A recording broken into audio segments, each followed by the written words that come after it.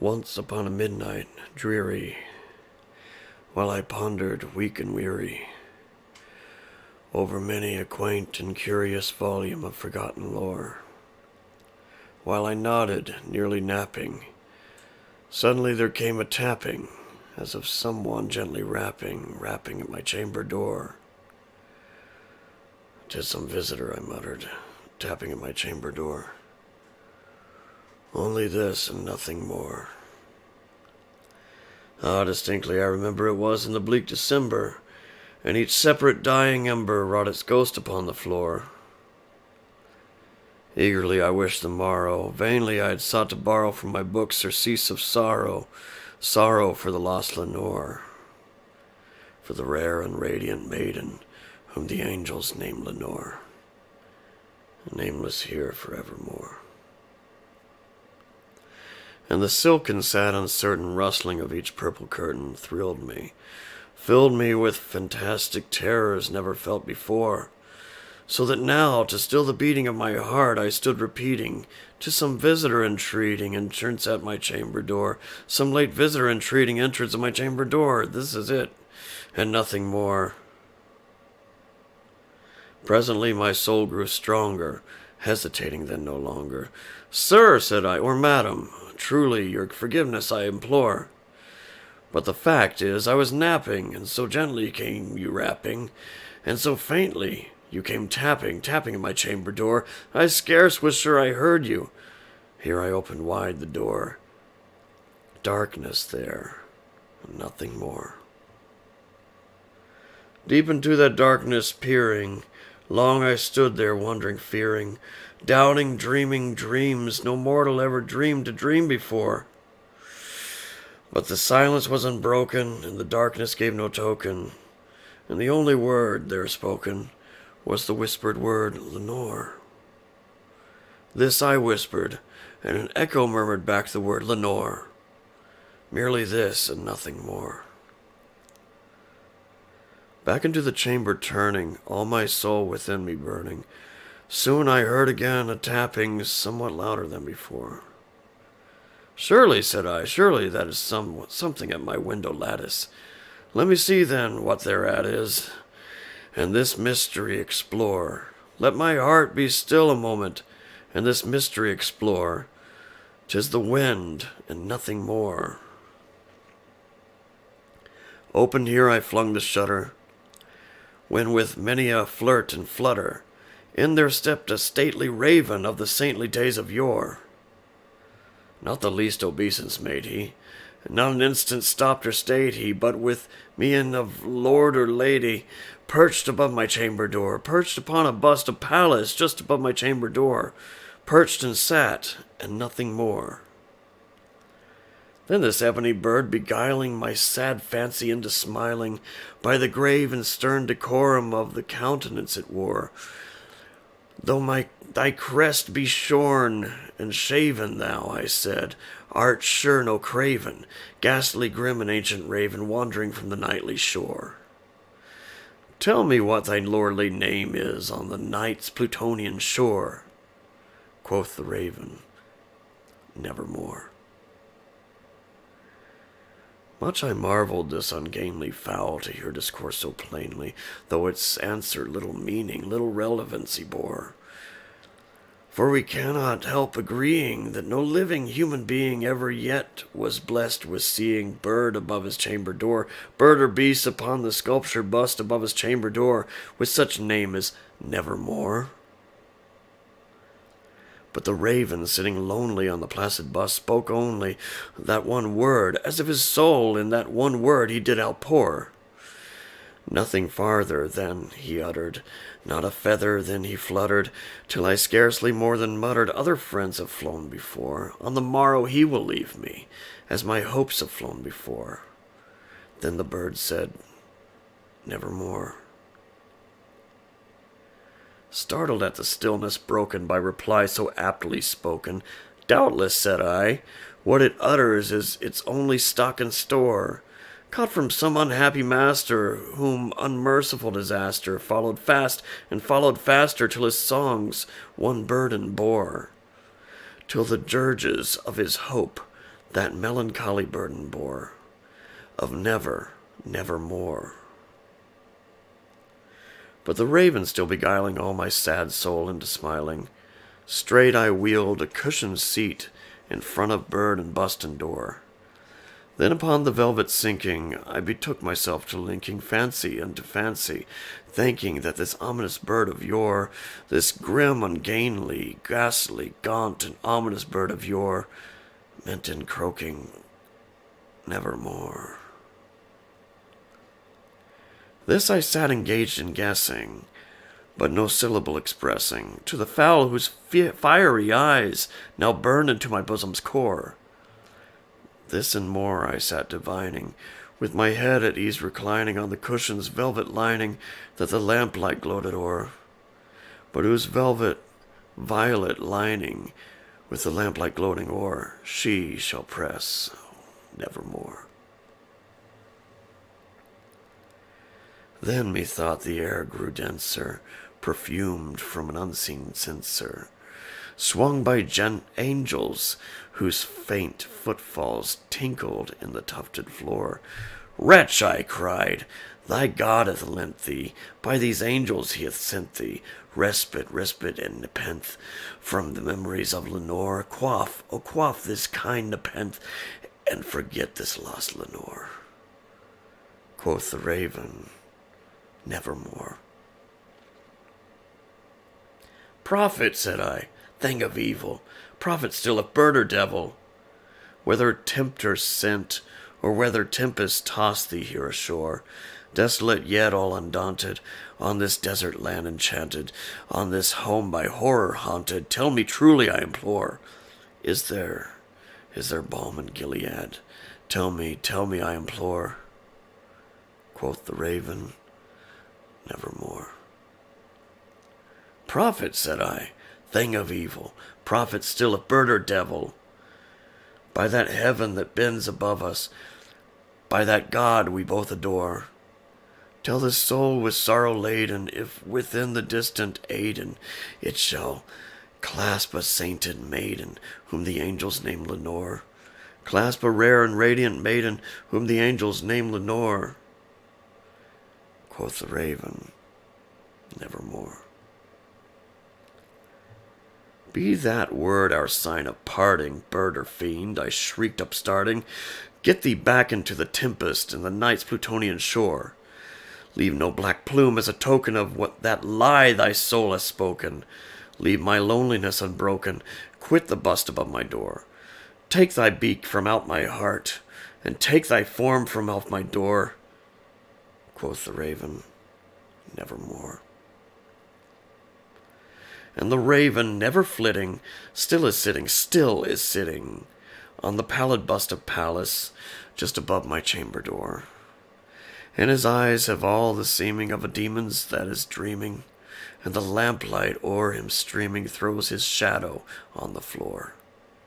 And my soul, from out that shadow that lies floating on the floor, shall be lifted nevermore.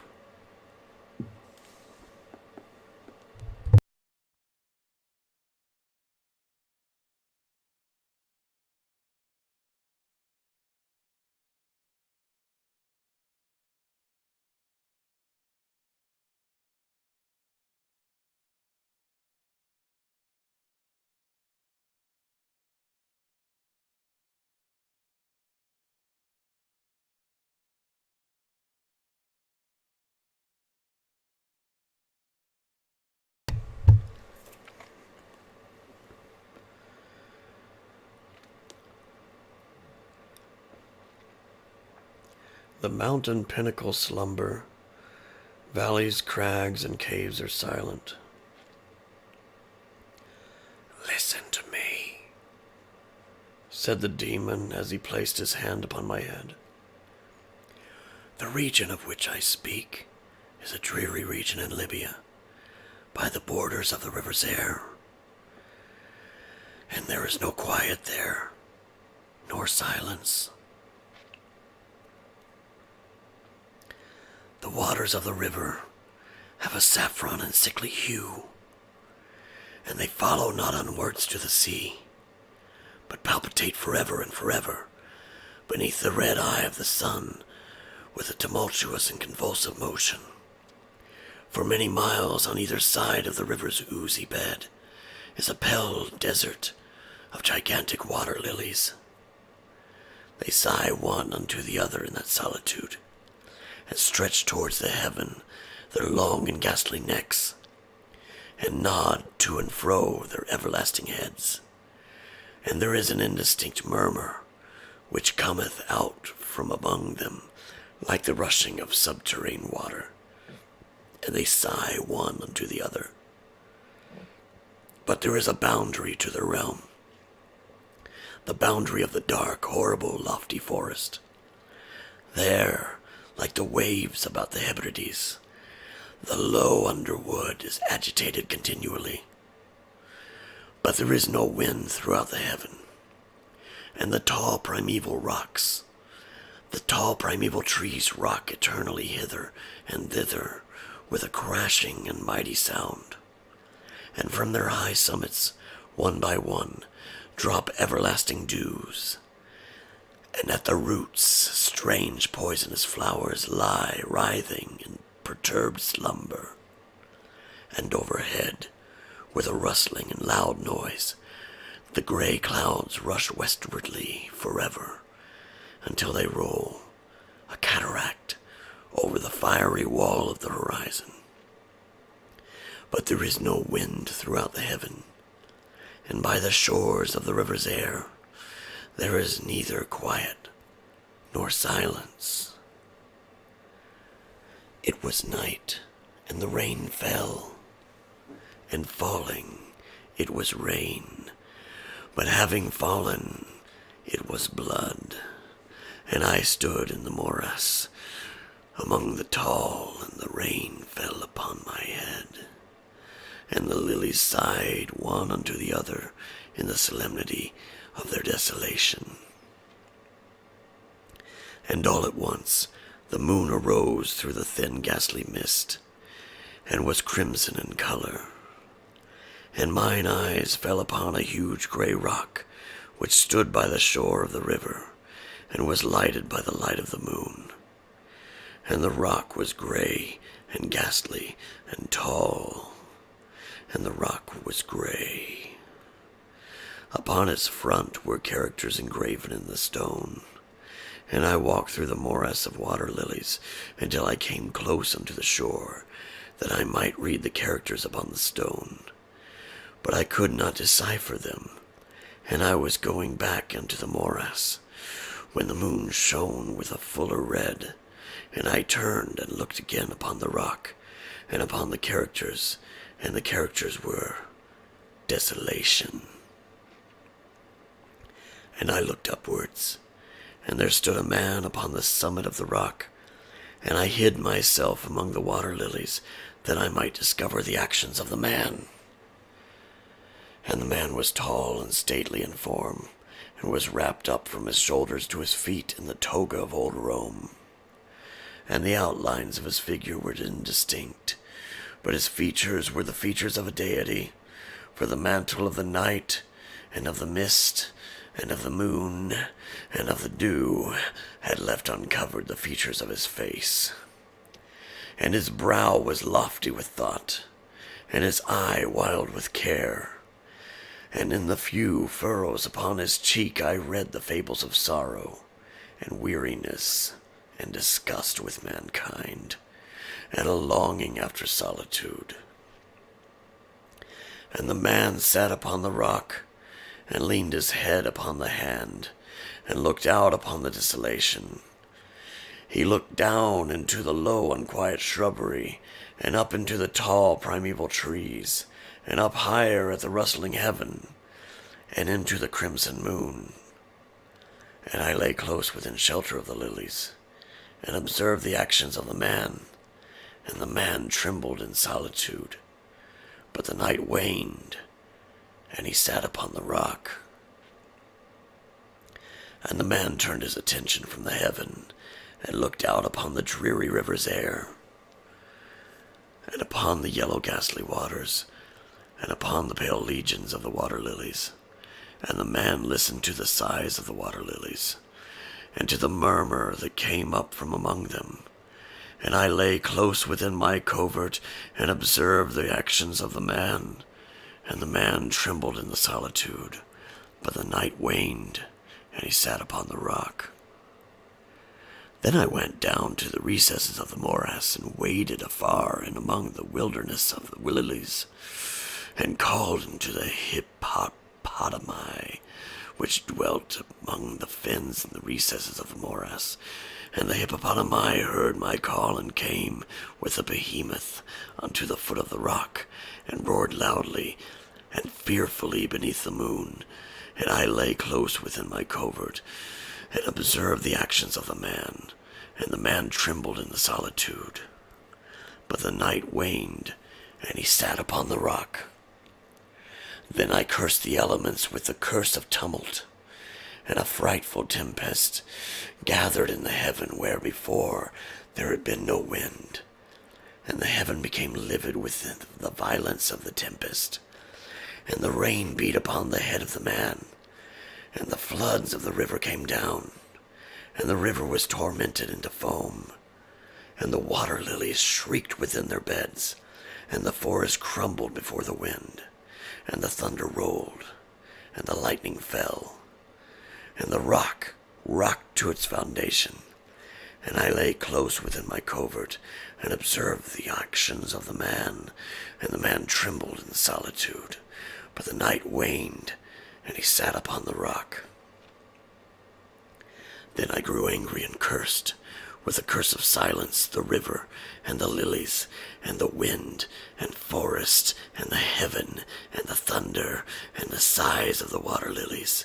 And they became accursed, and we were still.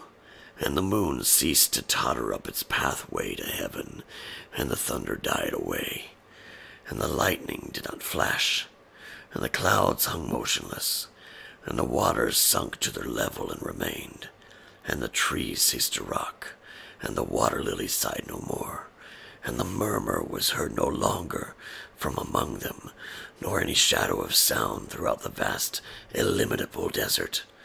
And I looked upon the characters of the rock, and they were changed, and the characters were silence. And mine eyes fell upon the countenance of the man, and his countenance was wan with terror, and hurriedly he raised his head from his hand, and stood forth upon the rock and listened. But there was no voice throughout the vast illimitable desert, and the characters upon the rock were silence. And the man shuddered, and turned his face away, and fled afar off, in haste, so that I beheld him no more. Now there are fine tales in the volume of the Magi, in the iron-bound, melancholy volumes of the Magi. Therein, I say, are glorious histories of the heaven, and of the earth, and of the mighty sea, and of the genii that overruled the sea, and the earth, and the lofty heaven.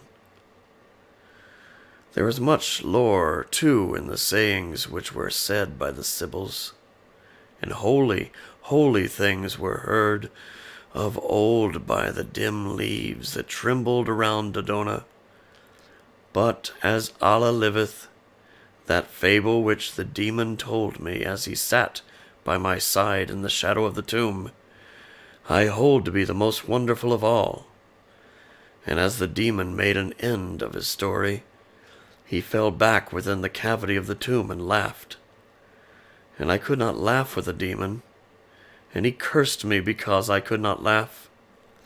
And the lynx which dwelleth forever in the tomb came out therefrom, and lay down at the feet of the demon, and looked at him steadily in the face.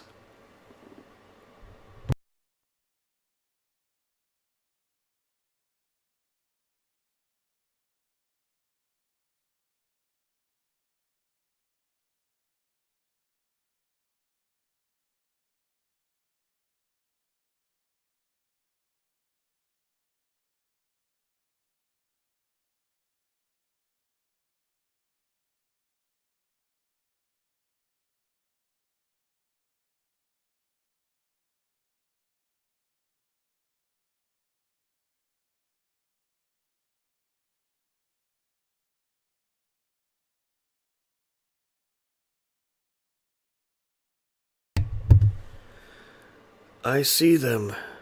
Crowd on crowd they walk the earth. Dry, leafless trees no autumn wind laid bare, and in their nakedness find cause for mirth. And all uncloud would winter's rudeness dare. No sap doth through their clattering branches flow. When springing leaves and blossoms bright appear, their hearts the living God have ceased to know, who gives the spring time to the expectant year. They mimic life, as if from him to steal the glow of health to paint the livid cheek.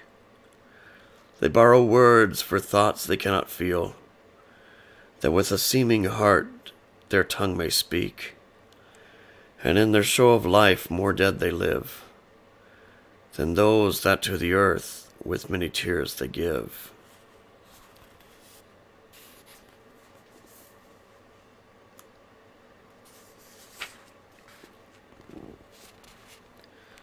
Many times man lives and dies between his two eternities, that of race and that of soul, and ancient Ireland knew it all.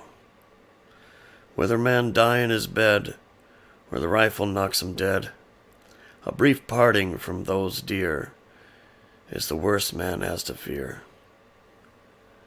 Though grave diggers' toil is long, sharp their spades, their muscles strong, they but thrust their buried men back in the human mind again.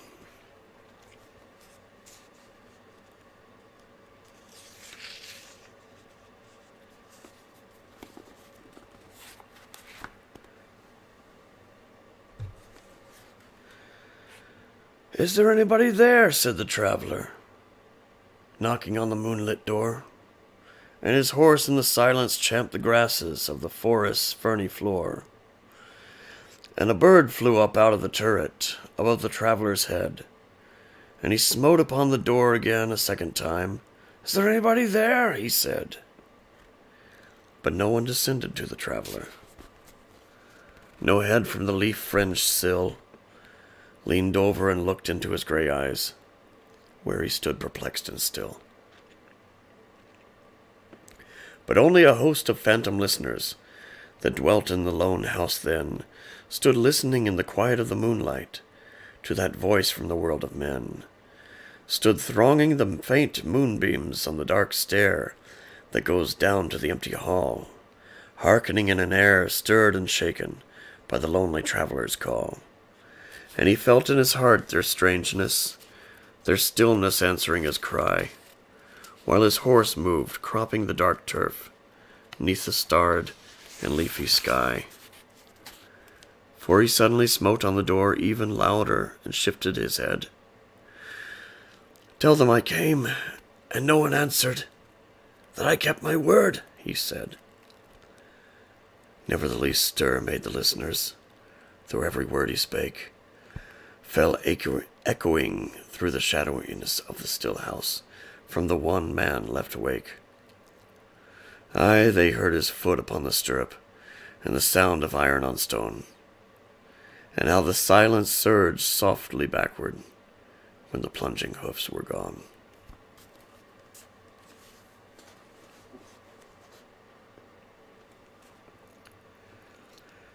You sit and gnaw your nails and let your pipe out, and listen to the silence on the ceiling. There's one big dizzy moth that bumps and flutters, and in the breathless air outside the house, the garden waits for something of that delays. There must be crowds of ghosts among the trees, not people killed in battle, they're in France, but horrible shapes in shrouds, old men who died slow, natural deaths, old men with ugly souls, who wore their bodies out with nasty sins.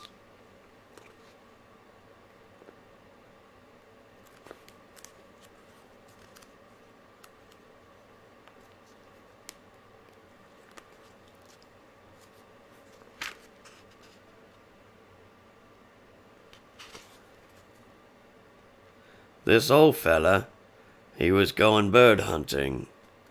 He got out in the graveyard and had an open grave dug covey of quail flew up and he shot, and it kicked him over in the grave and knocked him out cold.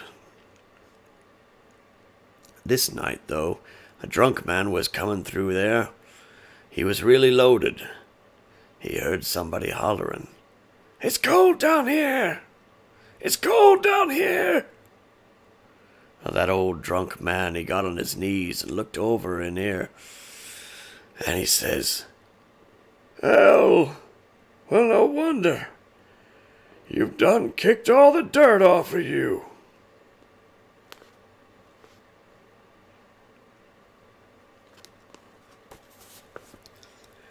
Late one evening, a certain artisan happened to be returning home from a jovial feast in a distant village. There met him on the way an old friend, one who had been dead some 10 years. "Good health to you," said the dead man. "I wish you good health," replied the reveler, and straightway forgot that his acquaintance had ever so long ago bidden the world farewell. "Let's go to my house. We'll quaff a cup or two once more." "Come along, on such a happy occasion on this meeting of ours. We may as well have a drink." They arrived at a dwelling, and there they drank and reveled. "Now then, goodbye. It's time for me to go home," said the artisan. "Stay a bit. Where do you want to go now? Spend the night here with me." "No, brother. Don't ask me. It cannot be. I've business to do tomorrow, so I must get home as early as possible." "Well, goodbye. But why should you walk? Better get on my horse. It will carry you home quickly." "Thanks, let's have it." He got on its back and was carried off, just as a whirlwind flies. All of a sudden a cock crew. It was awful. All around were graves, and the rider found he had a gravestone under him.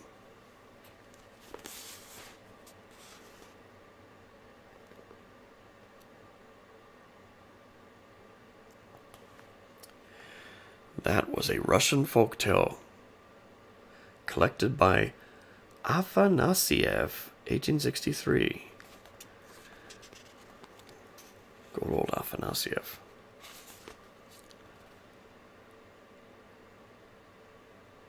Painted emblems of a race, all accursed in days of yore, each from his accustomed place steps into the world once more.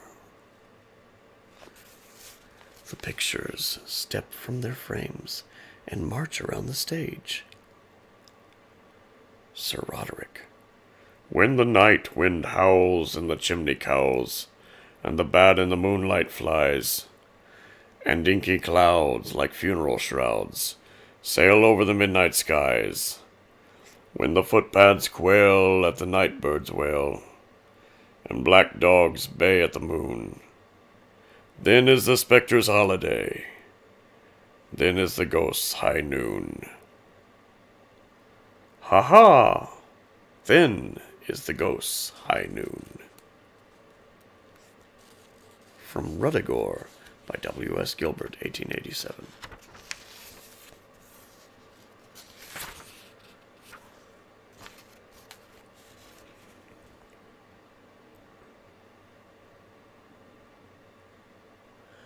"'Twas at the solemn hour of night." This is Dr. Johnson's ghost.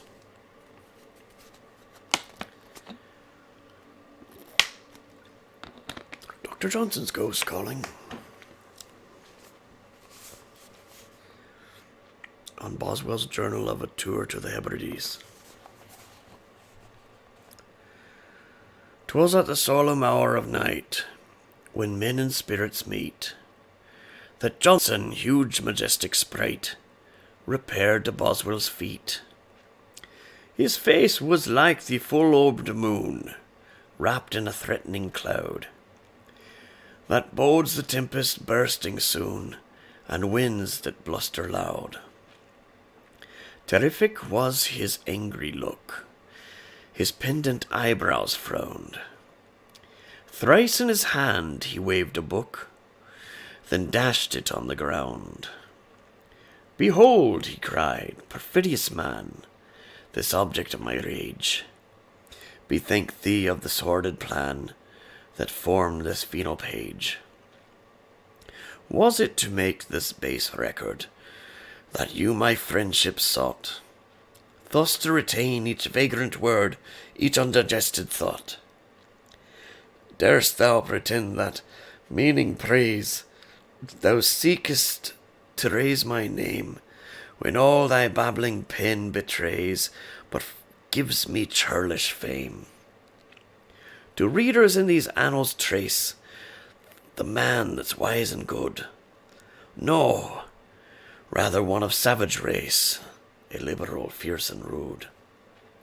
A traveller whose discontent no kindness can appease, who finds for spleen perpetual vent in all he hears and sees. One whose ingratitude displays the most ungracious guest, who hospitality replays with bitter biting jest. Ah, would, as o'er the hills we sped, and climbed the sterile rocks, some vengeful stone had struck thee dead, or steeple spared by knocks. Thy adulation now I see, and all its schemes unfold. Thy avarice, Boswell, cherished me to turn me into gold. So keepers guard the beasts they show, and for their wants provide, attend their steps wherever they go, and travel by their side. Oh, were it not that deep and low, beyond thy reach I'm laid, rapacious Boswell had ere now Johnson a mummy made. He ceased and stalked from Boswell's sight with fierce indignant mien, scornful as Ajax's sullen sprite by sage Ulysses seen. Dead paleness Boswell's cheek o'erspread, his limbs with horror shook. With trembling haste he left his bed, and burnt his fatal book. And thrice he called on Johnson's name, forgiveness to implore. Then thrice repeated injured fame, and word wrote nevermore.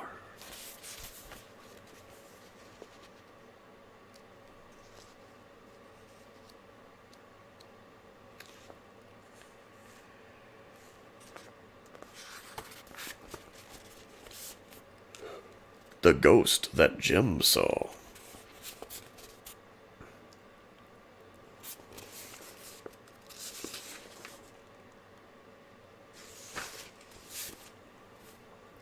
"Why, as to that," said the engineer, "ghosts ain't things we are apt to fear.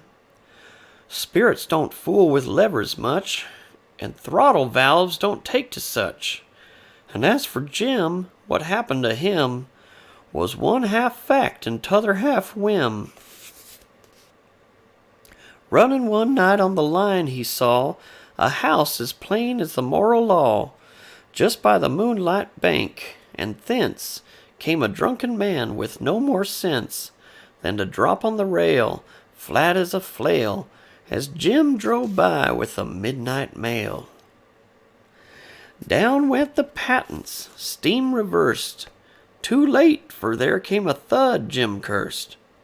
As the fireman, there in the cab with him, kinder stared in the face of Jim, and says, "What now?" Says Jim, "What now? I've just run over a man, that's how."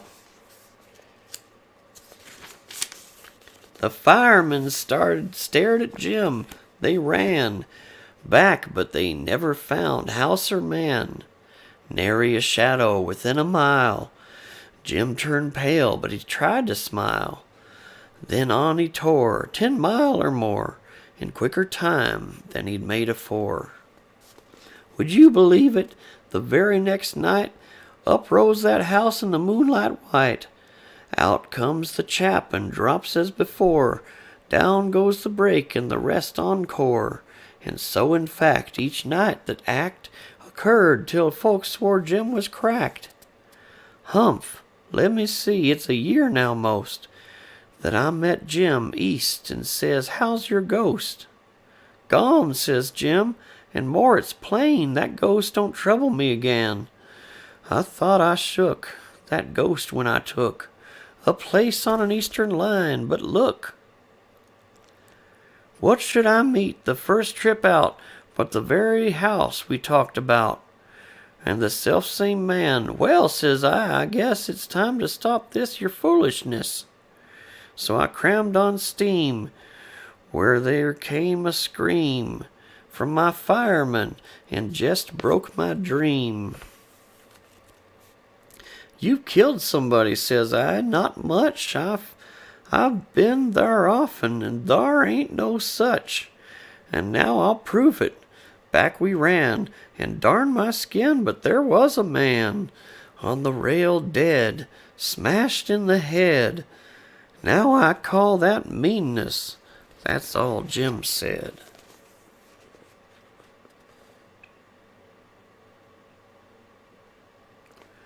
A ghost that haunted a family in New Bedford was even less desirable, at least in the opinion of those outside the family, for occasionally when anyone called at the house, the ghost and not the servant answered the door, and slapped the face of the caller soundly.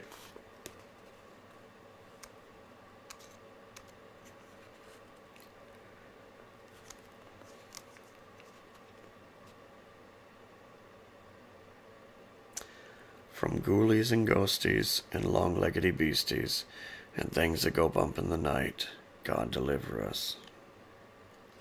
Ways me, the acorn's not yet fallen from the tree. That's to grow the wood, that's to make the cradle, that's to rock the bairn, that's to grow a man, that's to lay me.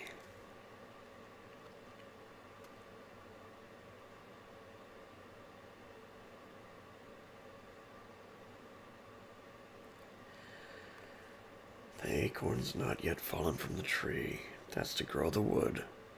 That's to make the cradle. That's to rock the barn. The bairn? That's to grow a man. That's to lay me. To grow a man.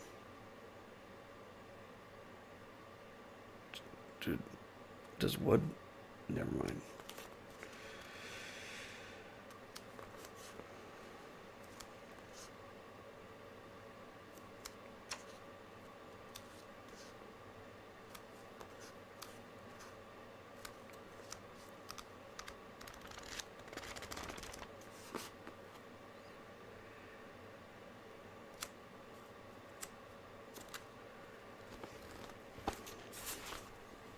Our house with its trellises, the front porch gone was a printery. In its noise, I was led up the cramped stair to its offices.